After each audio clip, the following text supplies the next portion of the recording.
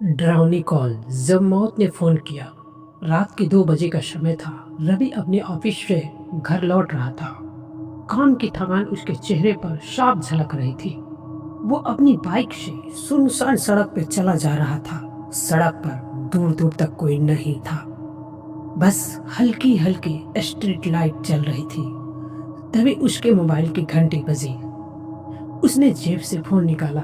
Screen पर कोई number नहीं दिख रहा था, सिर्फ अननोन कॉलर लिखा हुआ था। पहले तो उसने कॉल इग्नोर कर दी, लेकिन फोन दोबारा बजने लगा। रवि को थोड़ा अजीब लगा, लेकिन उसने हिम्मत जुटाकर कॉल रिसीव कर दिया। रवि, तुरंत लौट आओ, यह रास्ता तुम्हारे लिए ठीक नहीं है। फोन के दूसरी तरफ से धीमी और डरावनी आवाज आई।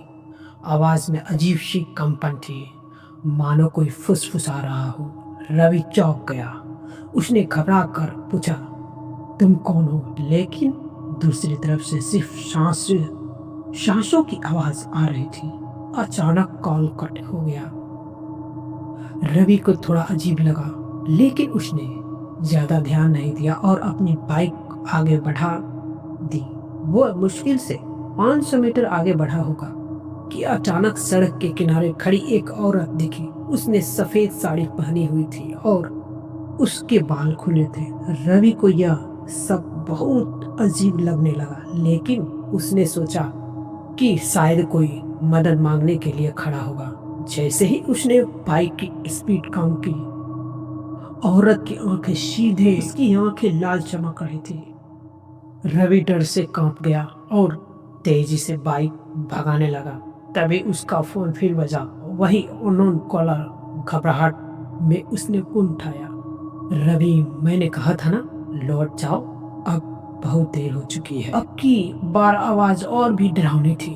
अचानक उसकी बाइक अपने आप रुक गई। रवि ने पीछे मुड़कर देखा। वह औरत उसकी बाइक के पास खड़ी थी। उसके चेहरे पर डरावनी मुस्कान थी। रवि की चीख निकल गई। उसने पूरी ताकत लगाकर बाइक स्टार्ट की और तेजी से वहां से भाग निकला। जब वो घर पहुंचा तो उसके पूरे शरीर से पसीना बह रहा था। डर के मारे उसकी हालत खराब हो गई थी।